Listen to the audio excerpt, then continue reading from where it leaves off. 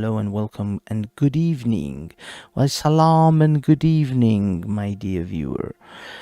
What are we here for? We are here tonight to discuss a movie known as The Sound of Freedom, and it's a movie released, I believe, on the 4th of July, which means I'm actually a few days old for this. Actually, this was released last Tuesday.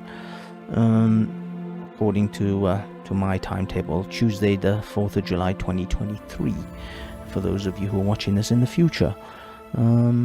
So yeah, this movie was released and there isn't really that much of a buzz about it. You would think this particular movie and its subject matter would be, would be broadcast from the rooftops of every house, because you should know about this at least. I mean, I'm gonna give some people, I guess, I don't know, trigger warnings or sort of parental warnings.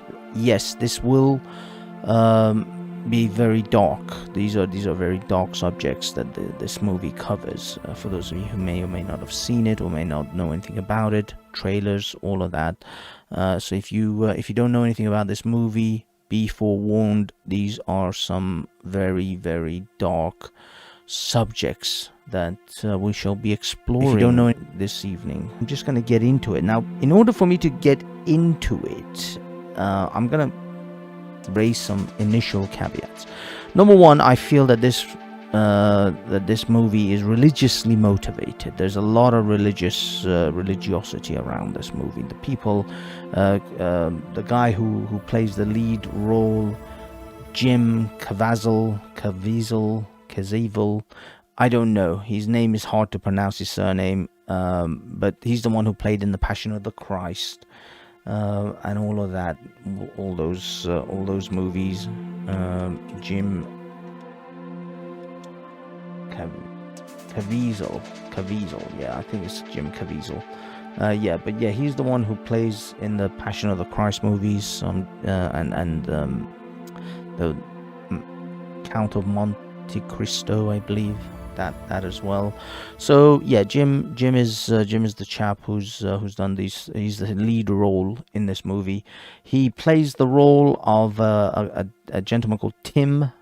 Yeah, Sound of Freedom, not The Sound of Freedom, just Sound of Freedom, and he plays Tim Ballard. There we go. Now, this is based on a true story. Tim Ballard is actually a real person.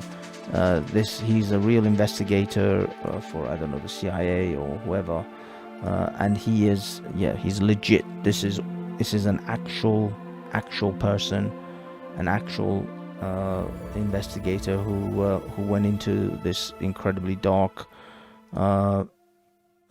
world of child. Well, I think I don't know really. I'm just gonna say child abuse, trafficking. Child trafficking, effectively.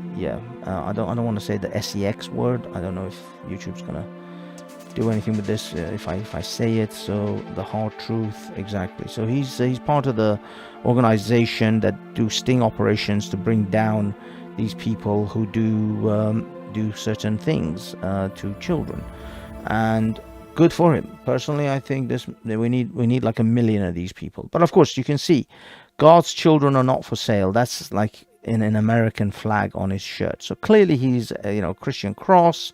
I'm also sporting my cross tonight. Not that I'm religious, but in solidarity with the crosses. And so that brings me to I'm just going to play the trailer of the movie now. I'm going to have to maybe stop it, I don't know, every 10-20 seconds for perhaps copyright reasons. I hope they don't copyright claim this, but that's how it is in the world of the tubes. The little guy gets striked all the time. How many pedophiles you got? 288. How many kids you found? You see, the critical aspect of this movie is that he says they found 288 Jimmy Saviles, but no kids. The kids are never found. The victims on these online pedophile rings are not ever, they don't seem to ever find the kids. They always find the guys, because obviously if you're searching in UK or Europe or America online for these material, then you're most likely going to get caught. But the source where it comes from is I don't know, Honduras or Cuba or Colombia or some place where the arm of the law, the Western sort of law, doesn't reach. It is the fastest growing international crime network that the world has ever seen. It has already passed the illegal arms trade, and soon it's going to pass the drug trade. It's going to pass the drug trade. There's going to be more child trafficking, sex trafficking than drugs. Because you can sell a bag of cocaine one time to the child 5 to 10 times a day. By the way, these were clips that were actually real footage, and the funny thing is I've actually seen these things, but I've seen the ones that were attempted but then frauded and caught, like the guy's parents caught them. I've never, I'll be perfectly honest, on Twitter, I've never seen a successful adoption, kidnapping of a child. The ones I always come across seem to be the ones that the guys get caught, the guys who are trying to kidnap the child get caught, and they let the kid go. Maybe that's because, you know, I'm just not really looking at the dark side of this stuff. God's children are not for sale. Now you see that line, God's children are not for sale. Obviously, that's where the picture of what's his name, Tim Ballard. You see, God's children are not for sale. This is his. You know, this is where the media comes after these guys because of their Christian sort of angle. How long you been doing this? 12 years now. How many pedophiles you caught? 288. How many kids you found? From the studio that brought you, oh, you see what I mean? This is The Chosen. This is a Christian organization. The Chosen, I think, is some sort of rapture movie, something like that. I don't know. I haven't actually seen it or heard anything about it, but yeah, it's a Christian movie.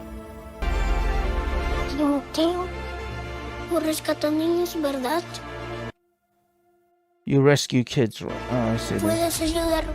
This is the boy talking to Jim. Can you help find my sister? Te lo prometo. We're homeland And yeah, and this security. You know we can't go off rescuing Honduran kids in Colombia. this is the sort of that was the moment where Jim's character Tim then goes off on effectively a crusade to try to find that little girl, and then go on through. And I'm gonna play the rest of it in silent because again I think I'm still gonna get claimed for this anyway. But it's just the fact that if you get claimed, the message, the video doesn't get promoted as much. That's the reason I'm worried about the copyright claim. I couldn't give a crap about the copyright because the copyright, that means nothing to me. It's simply what do you call it? It's monetization. I'm not even monetized. I don't give a damn about monetization of this. It's just that it doesn't. YouTube won't promote it. YouTube won't allow it to be spread. And if I get the copyright claims on it.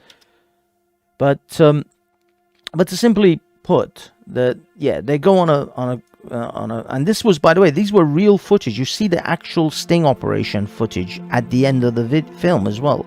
So they record a lot of their sting operations to show that this is happening. This is happening right now. This is a real thing. This isn't some historical movie. This isn't some, Schindler's List, some post Second World War kind of reimagining. No, this is happening right now. Somewhere in the world, there's a bunch of children being violently abused or just being abused by unbelievably grotesque individuals, human beings. This is something that, as I said, I've tried to expose with the Dubai thing, and I guess these guys are trying to do it with their movie, and yet it's unbelievable that we've got CNN and other places who are countering this. I mean, don't get me wrong. There's a segment in the movie which I don't think I don't think it'll show here.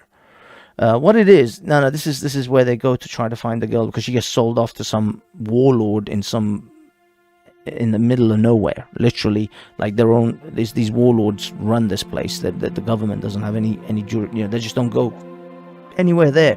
They don't. No army goes there. No police goes there. No nothing. And Jim Caviezel's character, Tim, goes off on his own to try to rescue this girl, which is incredible. I mean, that's a heroic.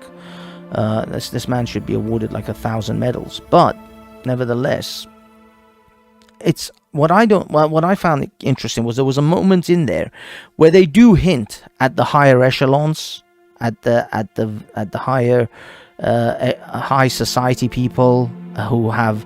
There's a hotel. Apparently, there was a hotel in Bangkok where it was just full of these nasty perverts doing things. And there now one of the sting operations. This sting operation here. Let me see if I can find the clip where they show the sting operation of.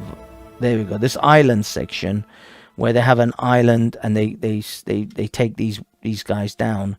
Here, there. You see this island. Now, I don't know whether this was an actual island or whether it was something else. But the fact is that they have a lot of imagery which kind of give you the Jeffrey Epstein vibe, shall we say. There's a lot of Jeffrey Epstein vibe going on with this one, which is why I think that this is why a lot of the mainstream media are attacking this, is because this has a lot of Epstein-esque vibe to it, and they're hinting at a lot of this throughout the movie. And I think that's where it really all comes down to, is that the rich and the powerful don't want these sort of things to be exposed, because they know that they're involved in it. I mean, they themselves know the machinations, the disgusting habits and behaviors that they have, and God knows what else they do on these islands. And I guarantee you there are other Epstein Islands out there. Epstein was just one of probably many places that these nasty people do what they do, and that's why they don't want this stuff out. That's why they don't want this kind of information out into the world. So that's basically the film. Now, the good thing about the movie is that it doesn't do, the acts of abuse are not gratuitously displayed. It handles it very well. It's a very grounded movie. It's a drama. It's not an action movie, so don't expect some sort of David Blaine, not David Blaine. What's it called? The guy who made the James Cameron Terminator explosions, or the guy who made the Transformers movie. Don't expect those kind of sort of action piece scenes, pieces and stuff like that. It's not like that. It's a grounded movie. There's some firefights, but not many, and it's not about that. The movie isn't about making violence sexy. There's nothing in this movie that makes you want to that wants to over promote sort of anything glamorous about this. This is a somber movie, and I'll be honest, if you don't cry, or if you don't get a lump in your throat watching this movie, just feeling both anger and disgust and tearful, I don't know, you're not a human being. I will question your humanity if you can't. You're a robot. If you can't watch this film and not feel bad after coming out of this movie. This is not a movie you're gonna come out. Do not take a date on a first date to this movie. That's a recommendation, just straight off the bat. I know some of you guys have no game, so if you have no game, do not take your first date to see this movie, you idiots. This movie is going to disturb all of you. This is not a first date movie. This is a movie that you go with people you know very well and you're very comfortable with, because this is not a joyful movie. It's not a fun time to watch this film, but it is kind of a hard pill that I think you should swallow. We should all swallow and accept, because I think it's well worth watching and knowing about it. And the fact that to some extent perhaps there is something each of us can do.